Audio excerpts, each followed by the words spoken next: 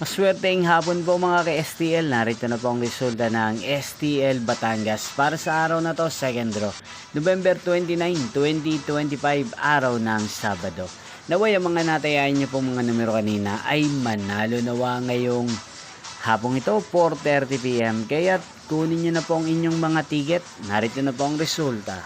Ang mga numerong nanalo sa STL Batangas ngayong hapong ito, November 29, 2025, 4:30 PM. Second draw result, 19 at 38 in exact order. At ngayong hapong ito sa STL Batangas, atin pong i-shoutout si Ate Rusing ng Batangas na nanonood po sa channel na to. Shoutout po sa inyo, Ate Rusing. Sana po ay nasa maayos kayong kalagayan.